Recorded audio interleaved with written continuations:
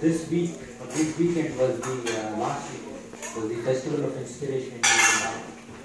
So every year you have this Festival of Inspiration where devotees from all over the United States, they go there and there are a lot of skits, seminars, like kirtan, comedy skits, whatever you choose, whatever you want to do, there it is there. So people get inspired by attending those things. So some people they read philosophy, so they want to know more about philosophy. So they go there, listen to the philosophy by different sannyasis, senior devotees of Srila Prabhupada, senior disciples of Srila Prabhupada. And similarly, there are comedy skits too, like somebody who wants to know more about the comedy in Krishna consciousness and in daily life of Krishna consciousness. They can go and then get inspired in that way. And somebody like someone like I met a devotee in Detroit, and he said like he didn't have much money, so he was going there just for volunteering. So he said like he just hung out with the Gurukuli kids, and they were doing kirtan all for 3 days. So he got inspired for 1 more year to do devotion service. So in that way, like everybody get their own fix to get inspired to do 1 more round of it. So moving forward, like I just want to know like what is motivation or inspiration. So if you look at the dictionary meaning of motivation of inspiration is the general desire or willingness of someone to do something or maintaining interest and desire. Similarly, inspiration is the process of being mentally stimulated to do or feel something, especially to do something creative. So we have a small group right today. So like, do you know what comes to your mind when you talk about motivation or inspiration? Anyone wants to say anything? What would you think? Yeah, just I'm thinking. So what comes to my mind when you think about inspiration? Motivation, inspiration in Krishna consciousness. What comes to your mind? How do you get inspired to do? Okay, what inspires me? Yeah. One is the philosophy and prasadam. DT worship. No DT worship.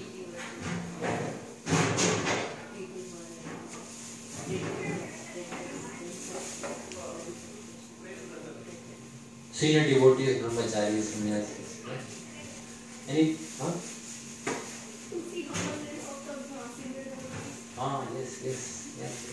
What about you, Katie Mataji? Anything to add? What inspires me? Yes. Oh, just going my daily life, going out and talking to people every day about the Lord, how wonderful He is and how loving and kind, and showing just the love of God, the bhakti. Yeah. So, what about you?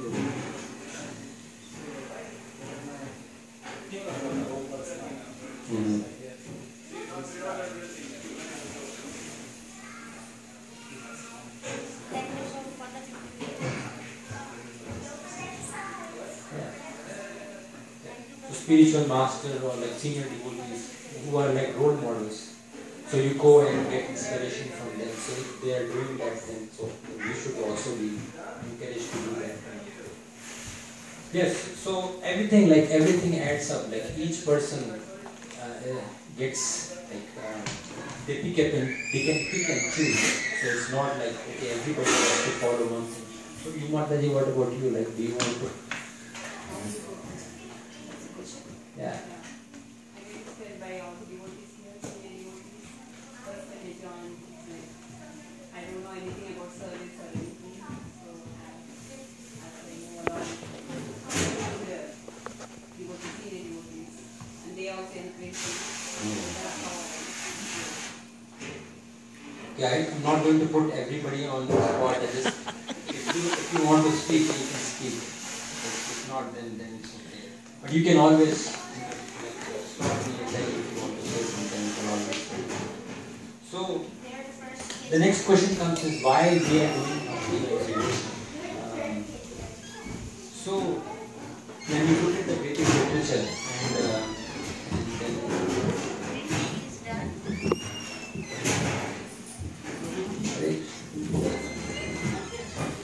look at the Vedic literature,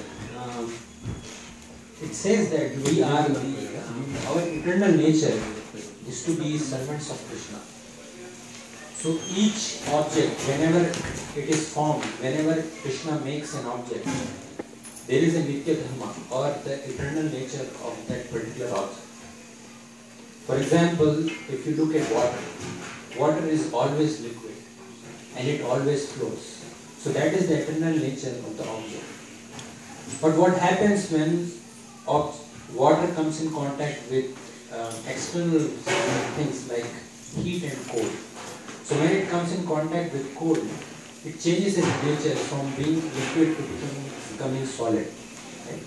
Similarly, when it comes in contact with heat, which is also an external thing, it again changes its nature to become evaporate, like it evaporates, it becomes vapor. But the eternal nature of water is that it flows, it is liquid.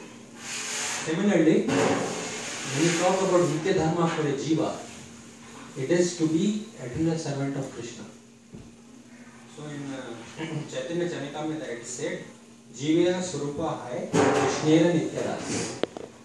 So the eternal nature of a Jiva is to be servant of Krishna. Krishnera Tathastha Shakti Bheda Bheda Prakash. So we are all marginal potencies of Krishna. So what do you mean by marginal potency? So if you take an analogy of water and land, so there is a place where like the particles can be influenced by water and land. So we are coming from that particular place, the marginal potency or Tathastha Shakti. In Hindi or Sanskrit or Bengali, the Tathastha means the band, yes. So in between. So because we are the marginal potencies, we also get attracted by the material domain or the material plane. So that's why even when we were in the spiritual plane, we were also getting attracted by the material plane. And qualitatively there is no difference between us and Krishna. But there is quantitative difference. For example, he is like a sun, and we are just parts of the big sun, just tiny parts of the big sun. So that is the reason why, like the eternal nature of like all the jivas is to become to be the servants of Krishna, and that inherent nature, the eternal nature, is always lying dormant in all of us. So what we are trying to do with devotion is to lay awaken that dormant nature and to make it come up. So that is what we are trying to do. And why we should do devotion is that all jivas, what we are trying to do is to find love. But in this material world, it is very difficult to find love. It is just like tiny droplets in a desert, and our thirst is so much that it never quenches. And what we are trying to do, it never quenches the thirst. Only it makes us more mad. So only thing we can do is to associate ourselves with Krishna. And that way, we can quench our thirst completely and then be eternally satisfied. So it is just like watering the roots of a tree. If you water the roots of a tree, the whole of the tree is nourished. Similarly, when we do service to Krishna, we not only get pleasure, but we also get satisfaction. So that is the reason why we should also, like we are all doing devotion, to get that pleasure potency from Krishna. So the next question is why, like how can we serve Krishna? So there are many different ways in Bhagavatam. Prahlad Maharaj says in Bhagavatam, he says, Shravanam Kirtanam Vishnu, Smaranam Padasevanam, Archanam Vandanam Dasam, Sakhyam Atmanam. These are the 9 processes of bhakti. So Shravanam is to listen to holy names of Krishna. Kirtanam, again you are chanting the holy names of Krishna, Vishnu. Smaranam Padasevanam. Smaranam, again you are remembering the names and Krishna's pastimes. and Padasevanam, again you are doing devotion, service to Krishna. Archanam Vandanam, Archanam again is you are doing service to Krishna, you are praising him. And then Vandanam again you are praising him. Worshiping, yes. Vandanam. And Dasyam and Sakyam are the two main ways, there are the 5 rasas that we connect to Krishna. Dasyam and Sakyam. Dasyam is that you think yourself as servant of Krishna, and Sakyam you think yourself as a friend of Krishna. And Atmanivedanam, it is complete surrender to Krishna. So in that way you can do it. But what else you can go forward? And this is my favorite verse, that is was spoken by Vitasur in Srimad Bhagavatam. It says, Aham hare tav padayta mola dasanu daso bhavitasmi koya mana smrateshu patere gunamste grinita vak karma karutika. So it means that Aham hare tav padayta mola dasanu daso bhavitasmi koya. That means that, O Lord, when will I find shelter at the lotus feet of servant of your servants who find shelter at your lotus feet? So that is why you are doing dasanu dasa. And then being situated in that position, what am I doing? Manas mriteshu pate gunamste. My mind is always thinking and contemplating on your transcendent qualities. Grinita vak. And then whenever I speak of your transcendent qualities. Karma karutu kaya. And then my body is always engaged in your devotional service. So Prabhupada wrote in that verse, in the purport, saying that this is the essence of devotional service, devotional life. So we went last year to Orlando, and there was a Maharaj who was recently initiated as a sannyasi. So he came to talk, and then he was showing his Tridandi. All the Vaishnava sannyasis, they get this Tridandi, they are called Tridandi sannyasis, but they are like 3 sticks bind together. So he was saying that this is my BMW. So what is BMW? It says body, mind, words. So body, mind, words, everything is engaged towards Krishna service. Yes. So that is what you are trying to do when you do service to the Lord. So what we say?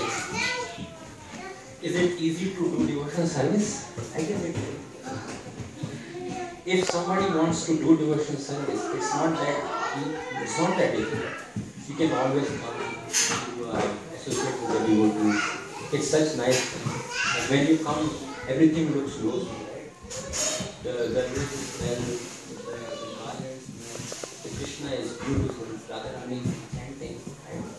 I remember when I went to Vrindavan in 2011, that was the year I started my devotional life. And then I went to Vrindavan, I saw Shri Radha Vrindavan Chandra. I thought that Krishna is attracting me towards me. It was such a nice attraction. But after some time, what happened? Just like marriage, right? It's just a mundane example like marriage. Like there is a boy and there is a girl. They are always talking before marriage, right? There was always talking. Just like, oh, this is so nice. And what happens after marriage? I don't want to hear anymore. So husband is saying before marriage, he says, wife is Chandramukhi, just like moon face. Then after marriage, what happens? He says, she is like Jwala or Surajmukhi. She is always radiating that effect. I don't want to go on there. So I was listening to this lecture by Gaur Gopal Prabhu. Many of you might have heard. He is giving this Prerna lecture on lessons from Titanic. And he talks about these things, that each thing like has 3 parts, like creation, destruction and maintenance. And all these 3 aspects are governed by 3 different modes of maintenance. For example, creation is governed by the mode of passion. So if you want to create something, right, if you put your effort into it, you can always create something. It's not that difficult to create something, right? And that creation, that mode of passion is governed by Brahma, Lord Brahma, because he is the creator, right? Similarly, destruction.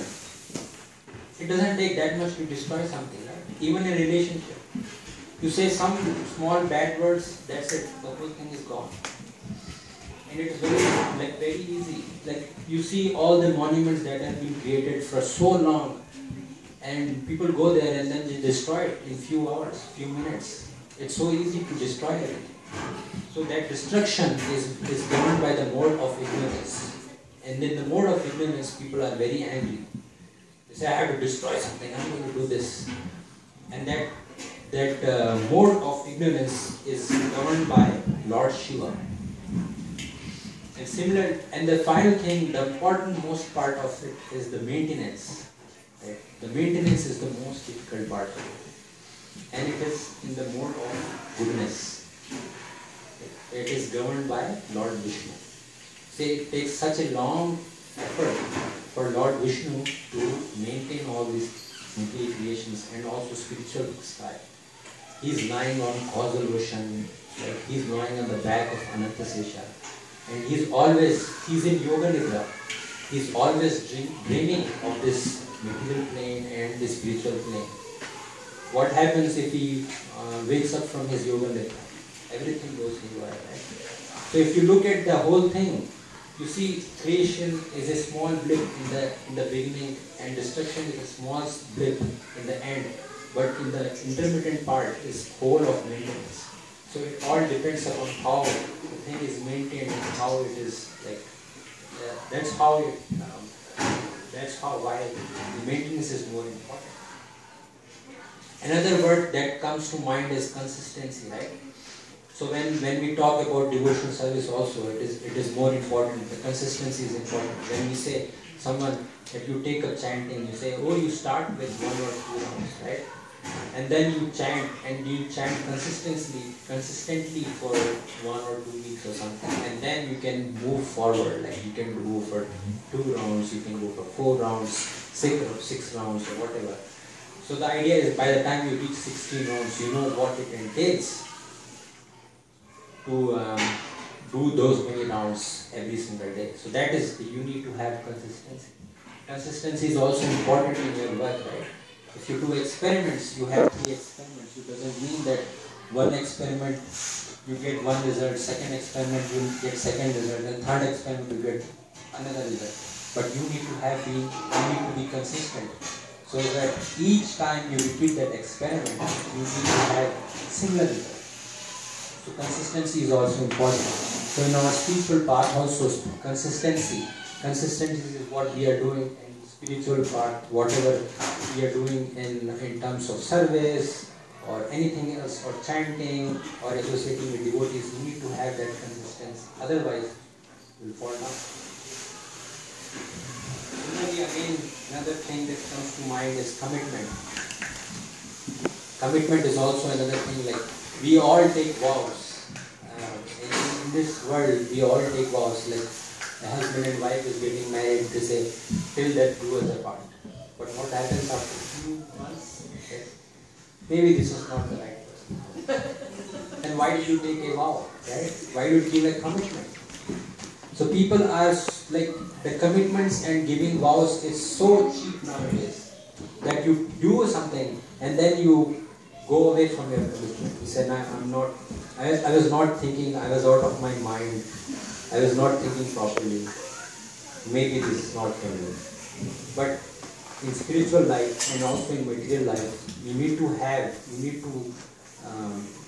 when you give the commitments, you need to go through and do everything, whatever it takes, to maintain that commitment and vows. That is important.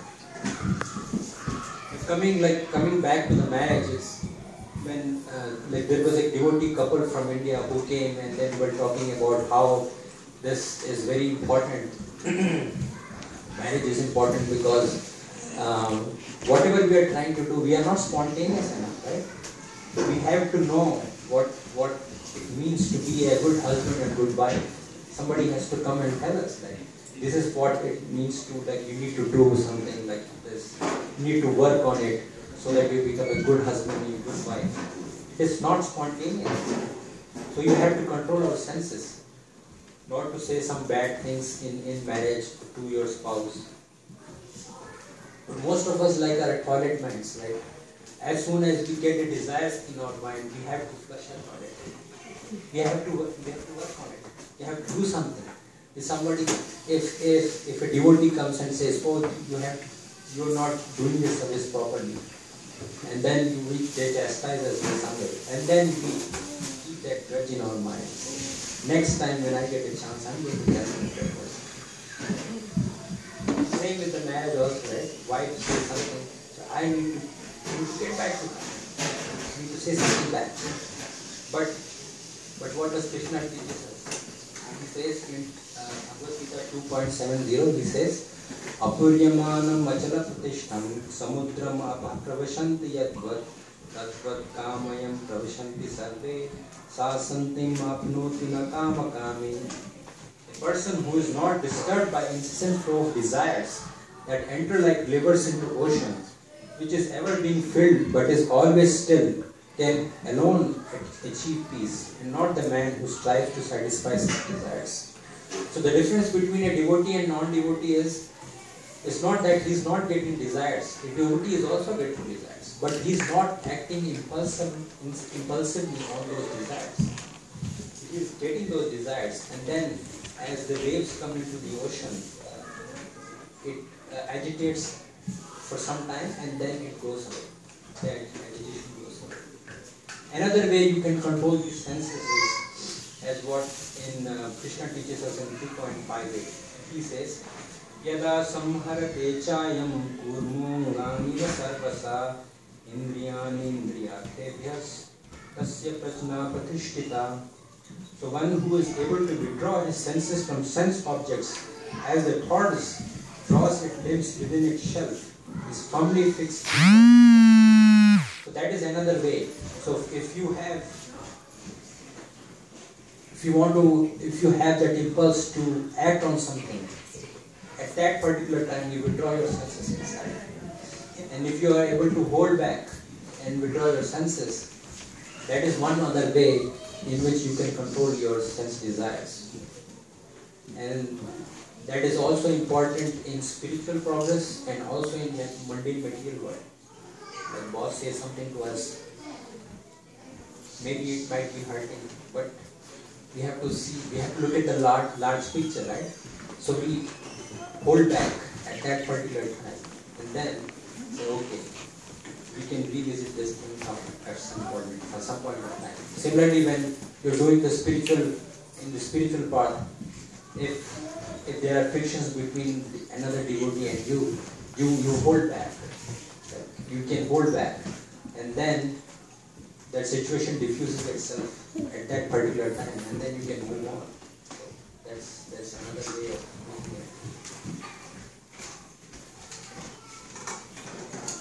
So that is why when we do devotion or in our mundane material world also, there are rules and regulations that we need to follow. And in spiritual world, so that's why, like, everything is not spontaneous. So you have to work on it.